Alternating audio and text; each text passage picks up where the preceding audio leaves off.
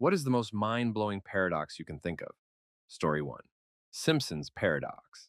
This is a paradox in probability and statistics where you see a trend in different groups of data, but it disappears or reverses when these groups are combined. For example, in 1995 and 1996, David Justice had a higher batting average each year than Derek Jeter. Yet, when looked at the 2 years together, Derek Jeter's average is higher. This is the basis for gerrymandering. Here's an example. 49 people live in an area, 33 Democrats to 16 Republicans. They want to vote for a mayor, so they divide the area into districts of 7 people each. Each district gets 1 vote towards mayor. In 3 of the groups, there are 7 Democrats. In the other 4 groups, there are 3 Democrats and 4 Republicans. The first 3 districts vote 7-0 Democrat-Republican. The last 4 groups all vote 3-4 Democrat-Republican. The first 3 groups vote Democrat. The other 4 groups vote Republican. The Republican mayor is elected. This is how 16 people can rule over the other 33. The individual groups trend toward Republican. The overall group trends toward Democrat. Story 2. Grelling-Nelson paradox. Consider the words autological and heterological. Autological words are words that describe themselves, like how noun is a noun, word is a word. So is heterological a heterological word? If you say no, then heterological must be autological. So heterological describes itself, which means it must be heterological. If you say yes, then heterological does not describe itself, and thus heterological is not heterological. Story 3, that One Direction song that goes, "She don't know she's beautiful, and that's what makes her beautiful." She would have to be beautiful in the first place in order to not know that she was beautiful. Therefore, that couldn't be what made her beautiful because she was already beautiful. Crap makes my head hurt. Plus, the song presumably immediately makes her not beautiful anymore by telling her. And if she's smart enough to make that connection, she'll immediately start thinking she's no longer beautiful, which makes her beautiful again. Basically, One Direction need to stop with their cheesy, demographic appealing lyrics before reality shatters under the strain. Story 4. When my brother and I were much younger, we had a theory to float. If we faced each other and wrapped our arms around the other's knees, we could lift them. Plain and simple. Well, we figured if we each did it at the same time, together we could lift one another and create a floating human pretzel type thing. In the game Super Smash Bros. Melee, there's a technique called Luigi's Ladder, where 2 Luigis can use their B plus up move against each other and climb into the sky. Excuse the music and the fact that they're both wearing Mario costumes. This is actually the best video I could find. All the other videos had them do it against a ceiling, die if they went too high, in non-melee games, or something else. Story 5. Pinocchio says, "My nose will grow." Basically the liar paradox. It depends on how you interpret the concept of lying. Does it depend on Pinocchio's intention or the outcome? For example, if he says, "I'm going to kick that ball in the next 5 seconds," but actually he has no intention of kicking the ball, does his nose grow the moment he says it because at the moment he is lying? Or does his nose grow after 5 seconds when his statement turned out to be definitely untrue? Or we can complicate this by introducing circumstances beyond his control. If Pinocchio actually did mean to kick the ball, but I kicked it away before he could get to it, did he tell a lie or was he being honest?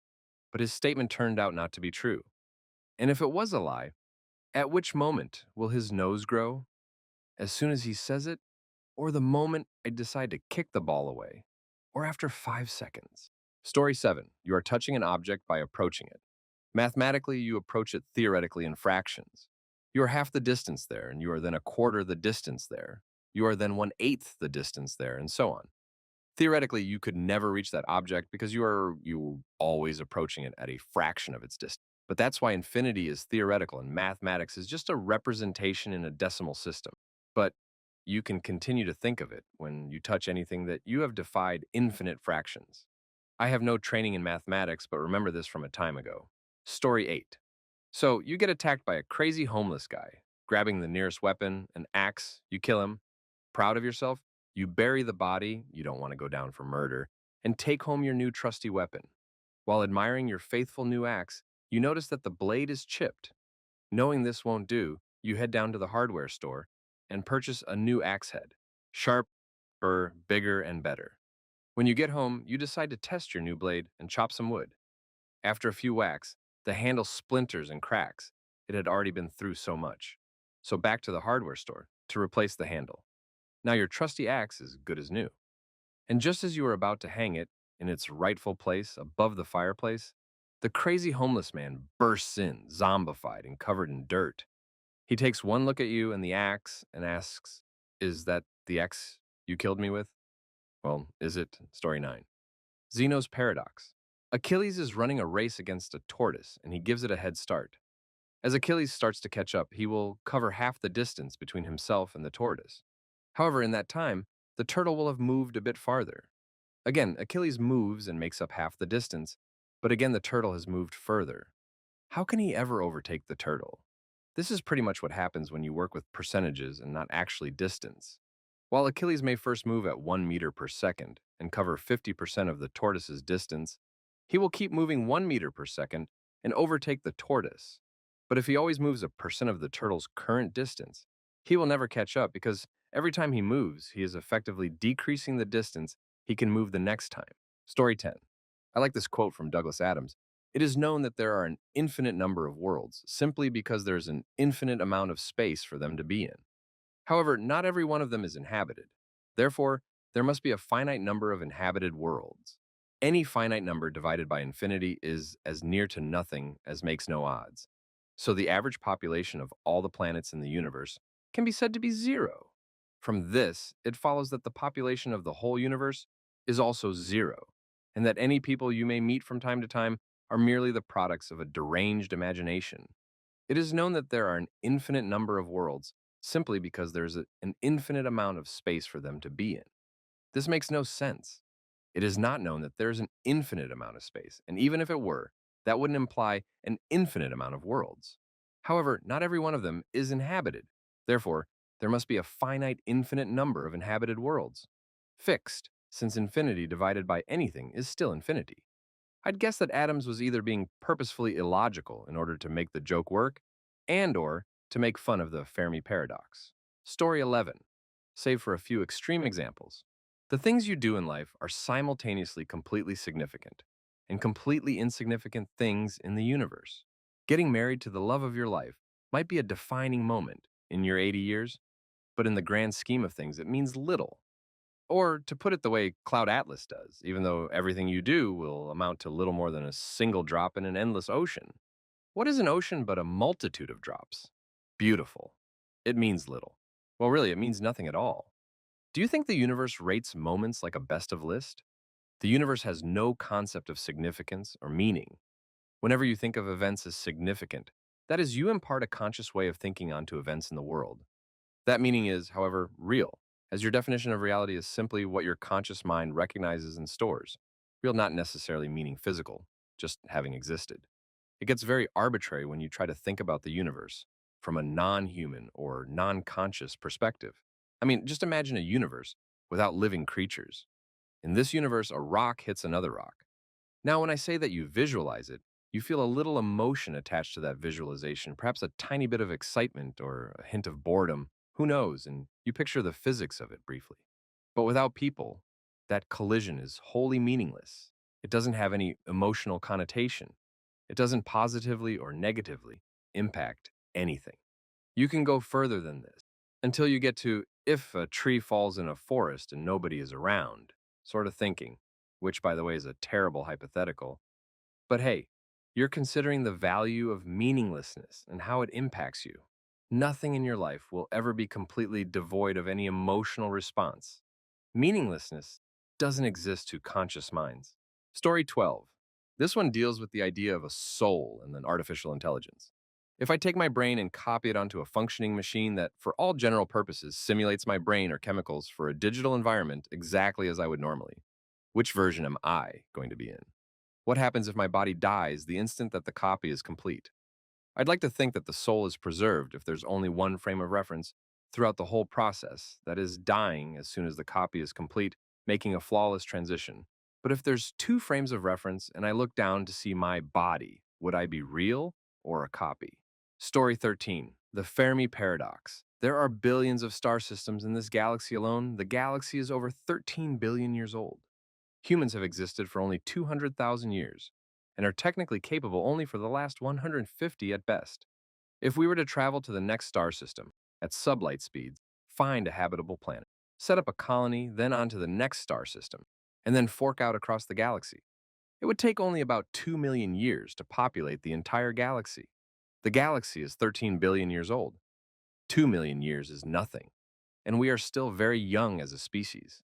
Plenty of other species could have lived and died way before us. Where are all the aliens? Well, this is assuming that life can ever reach a point where it will travel to a new star system. It's possible that it just can't ever happen, or at the very least, that it's extraordinarily rare. Also, I'm not so sure about the 2 million years number, and that feels like a very short amount of time to me.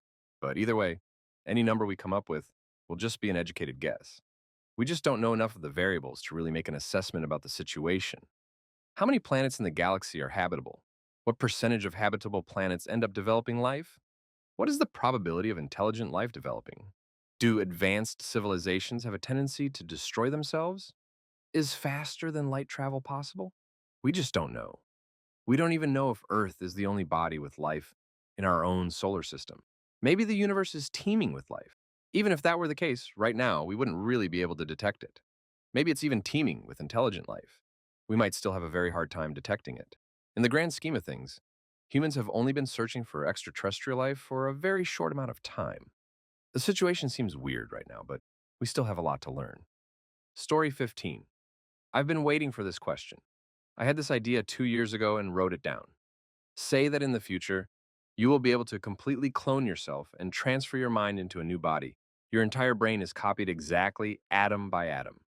Everything, thoughts, memories, feelings, personality, all that is you, your own essence.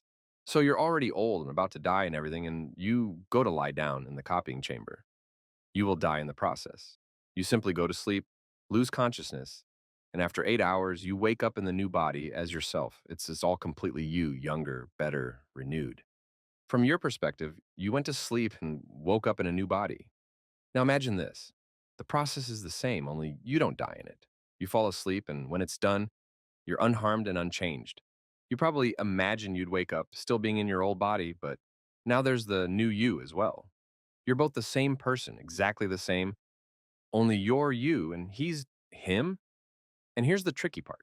You're about to die in this old body now. It's over. You won't exist anymore, right? The other you will be like, just gonna watch this old fart die now and I'll continue with his life. You'll die and you won't suddenly shift your consciousness to your new body. These two processes are exactly the same, but the difference is that you stop existing in the second case, whereas you keep living in the first one. Now, this isn't right. This is a paradox. If you apply your beliefs in these cases and results don't match, that would mean they are wrong. I tried making sense of this by assuming your idea of you isn't real, but only an illusion.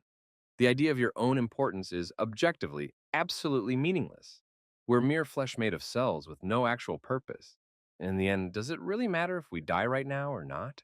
Story 16. Imagine you get a time machine and decide to go back in time to kill Hitler and stop World War II. You go back to 1930 before Hitler ever rises to power, and you kill him, effectively stopping World War II from happening. But then what does that do to your time-traveled self? If there are no split timelines and affecting the past will affect your present, example, like how killing your parents in the past will make you disappear, then how can you still exist in that time? If you kill Hitler and he never existed, the present you would have no reason to go into the past and kill him. This would make it impossible for you to still exist while back in time as you would have never traveled back in time in the first place. So what happens? Story 17, credit to Doctor Who for this one. I'm not sure if it's a real thing or what, but it's called the Bootstrap Paradox. Imagine you go back in time to meet Beethoven and bring all of his works for him to sign because you're a big fan. So you go there and you find out he's nowhere to be found. His family doesn't even know who he is. Nobody's heard of his music. You panic because you don't want to change the future and don't want to live in a future without him. So you go and publish his music yourself. For a moment, you are Beethoven. You go back to your time period and nothing's changed. The question is, who wrote the music? Story 18, the delayed choice quantum eraser. This is an actual experiment. Short, simple explanation. You have two entangled photons. One goes straight through a detector and hits it before anything else happens. The second goes through a randomized maze. The second photon can arrive in two different kinds of places, which either give the second photon an interference pattern or not. Because both photons were entangled, the result of the first photon is always the same as the second photon. So if the second arrives at a place that gives an interference pattern, the first will create an interference pattern. To test this, the experiment shoots only one pair of photons each time. The problem is that in time, the first photon always arrives before the second. So how does the first photon know whether it should give an interference pattern or not? Let's make it bigger. We can even create a bigger size of the experiment and use it to send signals over very large distances. The first photon goes directly to the detector again, the receiver. The second photon travels over a long distance to the sender. There, we redirect the path of the second photon to produce an interference pattern, send one, or not, send zero. The pattern of the second photon will control the pattern that the first photon produces. With enough photons, we can see what path the second photon has taken. So theoretically, we can either send information back in time or have instant, faster than light communication. My own interpretation. My own interpretation is that of an instant quantum connection, with some other interesting side effects. Side effects that will make faster than light communication impossible. Story 19. Russell's Paradox. There is no set of all things. A set of all things cannot have all the things because it would then have itself, being as the set of all things is a set, and a set is a thing and is therefore in the set of all things which is itself. So you have a never-ending recurring set of all things where all things are in the set, and a set of all things are in the set, so the set is infinite and recursive, with each recursive call also being infinite in the same way as the previous and the next. So this set of all things must not be real because it's just too messed up and infinitely recursive. If you want a formal reason for why it's not, take a look at the Wikipedia article. Basically, if you define a set as normal, if it doesn't contain itself, and something as abnormal if it does, the set of all things is both. Story 20. Free will or heaven. The Garden of Eden was the equivalent of heaven. Adam and Eve used free will to do something they weren't supposed to do in heaven, so God cast them out. In actual heaven, meanwhile, Satan and his followers used his free will to go against God and were cast out of heaven.